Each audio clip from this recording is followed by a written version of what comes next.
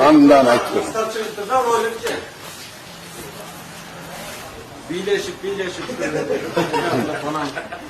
teke degen darını maktap çıkan mı diye kanday şunu düşünür altta maalesef kanday. Hazır Bin bastı degendeyken şundan sövmüşsün altta. Birinci men familiyam jönündө айтып берейин, анан кийин теке жөнүндө айтып берейин. Менин фамилиям Текебай. Атам Чиркеш. Өзүм атым Өмүрбек. 100% кыргызча, арабча эмес, европача эмес, орусча эмес, коммунисттерчесинен да эмес. Советбек деген, Сезбек дегендейчи, Доктурбек дегендей. Накта кыргыз тилинде жазылган. Эми кыргыздар атты бери өзүнүн салты эрежеси болгон. Ниет менен жүргөн. Мисалы мен Өмүрбек атты алып калдым, анткени менден мурун 3 бала өтүп кеткен экен. 50-жылдары балдар көп эле эле билесиңер. Анан өмүрлүү болсун деп мен атымды Өмүрбек койгом. Энем дагы раматтылык. Балдары көп өтө бергенден Чиркеш деп артынан бала алып келсин деп койгон экен, бирок тилеги аткарылбады, жалгыз бала болуп калды. Атам жалгыз эле.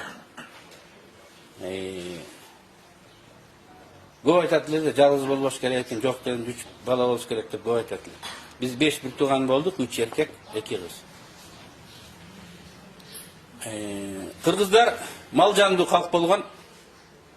Балтабай, Тешебайдан башкадан Жылкыбай, Текебай, Козубай, Арстанбек, Жолборсбек аттарды мындай коюп келишкен да. Бул кыргыздардын маданияты.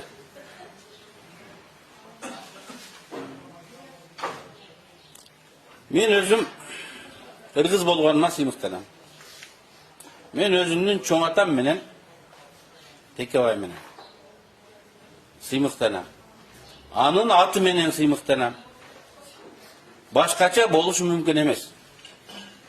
Анда баарыбыз эле Балтабай, Тешебай деген аттан чанып, кыргыздын маданиятынан, салтынан чанып, Космосбек, Догдурбек, Акылбек, Алтынбек, Алмазбек боло албайт белек. Биз ата бабабызды сыйлаганыбыз үчүн азыр дагы ошондой аттарды балдарыбызга берип келе жатабыз. Мамлекетти жетектеп жүргөн эле кишилердин бири 10-жылдардан кийин. Жанында сүйлөгөн адамдардын Өмүрбек Чиркеш десе, сен аны Өмүрбек Чиркеш дебе, аны Теке де деп мамлекетти жетектеп жүргөн адам айланасындагыларды мени Теке деп тергеткен. Теке деп тергеткен. Анын колунан жем жеген журналисттерге, блогерлерге ушинти Теке деп жаз деген. Алар ойлогон ошентип мени кемсинтебиз деп. Ошентип мени басынтабыз деген. Мен кыргызмын. Кыргыздын салтын жакшы ойлойм, тарыхын, маданиятын мен сыймыктанам. Болбосо Сарсыкбаев, Тезекбаев дегендер фамилияларын өзгөртө албайт беле. Биз кыргыз экенибизге, салтыбызга уя албашыбыз керек. Кебетте кепширибизге уя албашыбыз керек. Өзүнүн ултунан чанып уялган адамдар гана ушундай.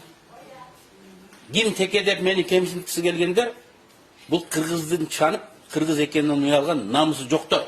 Булар маңкурттар.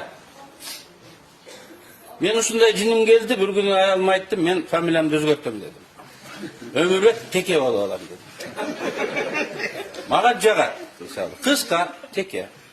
Анан кеңешип көрсөм айттым, сен артист болсоң, жаш болсоң өзгөртүп алсаң болот эле, сен сарсачысың, образ деген 10 жылдар калыптанат. Бүгүн эле сен Теке деп элем да сахнага тиге кандай болосуң деп анан мени айнытышты. Амантур менин уулум, туруп койчу. Мени коштур. Фамилиясы мунуку Амантур Чиркеш.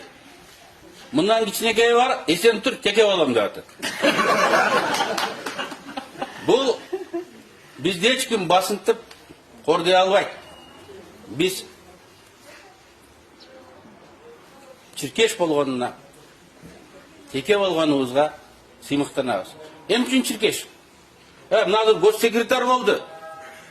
Көз ачыктар жөнүндө китеп статья жазып жүргөн, мақала жазып жүргөн Абыкеев госсекретар болды. Садыр ошо кыргыздын салт санасын билет, идеологиясын көтөрөт деп ошол жерге алып келди. 20-жылы мен президентке койгом. 40 жашта болчумун, Аскар Акаевке каршы. Мен бардык жерде ошонун ичинде Алабыкада уткам. Ишенбесеңер, ошол кездеги рай кеңешинин төрагаларынан, сайлоо уюштургандардан сурасаңар айтат. Уткан деп. Мурунку адамдар билесиңер да. Ошондо бул Атамбаевка болушуп мени сылдыңдап жазган. Кантип дейт, Текебаев өмүрөк чиркеш ушул президент болуп калат. Эгер эртең чет элге барса дейт, муну Козлов деп айтат да. Бул бир экинчи. Анан чиркеш, атасы чиркеш экен дейт, муну Состыкович деп айтат дейт. Ушу менин атамдын атын дагы мындай кыргыздын салтын чиркеш деген, ниетин тилеген, узар, улан деген аттар болот го. Мына улан. Улансын, узарсын, артынан келсин дегенди билдирет да. Кыргыздын тилеги да бул. Ана ошону шылдыңдап жазган адам бүгүн госсекретар. Мына булардын деңгели. Мынакей деңгели. Кыргызстанды кыдырып 1000 километрден ашып өттүм мен. Анан бир нерсени байкадым. Мурун байкабай жүрөт элем. Эң көп эстелик жолдун боюнда турган. Кайсыл жаныбарга коюлган? Теке экен. Буканы мен бир эле жерден көрдүм. Жолбарыс менен арстанды бир-эки жерден көрдүм. Бардык жерде теке. Көлгө кетип атсаң деле, Таласка кетип атсаң деле, мына Аксыдан чыгып, Алабукага кирген деген жердин деле Союздун убагында мүйүлү сынып калган эски текелер дагы деле турат. Анткени кыргыз үчүн орустардын козел деген түшүнүгү бар. Кыргыз үчүн тотеке бул таптакыр башка түшүнүк болгон. Бул үйүрдүн сакчысы, жол башчысы, коргоочусу болгондо. Анан мен айтат элем, козел менен текени алмаштырбагыла. Анан эми жана теке деген ыр, анын мааниси жакшы. Жаштар жаңы стиль менен, рэп стили менен кеңеш айтып атат аксакалдай болуп, ырчыбалдар. Иштегин дейт. Иштеген адам иштейт дейт. Бийик максат кой дейт. Аракет кыл, ошол максатыңа сөзсүз жетесиң дейт. Ырдын аты теке болгону менен балдарга бир жакшы кеп кеңеш насаат берип атпайбы? Бул биздин партиянын программасына төп келип калып атпайбы? Партиянын лидерине да уйкаш болуп калып атпайбы? Анан кантип биз ушул колдонбой ушундай моменттен өтүп кетебиз? Мен ойлойм, тиги шайлоочулар сиздер туура түшүнөт деп. Анан сиз айткан күч ала деп коебу? Ага тиешеси жок.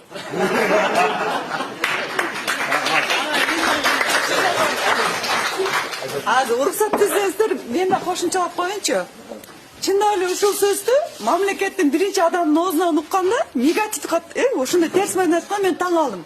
Ушундай биринчи адамдар деле элге чыгып ушундай айта берет экен да депчи. Анан сиздерге Афлатон тоосу жакын, билесиздер. Кожо жаштын окуясын билесиздер. Теке деген ыйык жаныбар кыргыздар үчүн.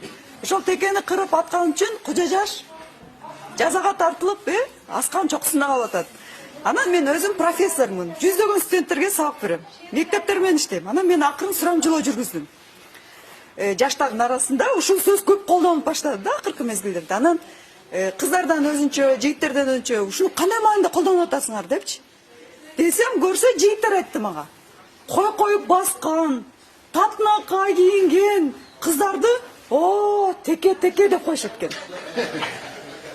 мына менин сурамчылыгым жыйынтыгы. Мен жазып койгом муну. Бир макала кылып жарыялайм мен. Анан кыздардан өзүнчө сурадым. А эмнеге силер ох теке деп колдонуп койсуң да? Силер кандай колдоносуңар силер? Татынакай жигиттер болот го? Өзүнө ишенген, баскан турган тың жигиттерди.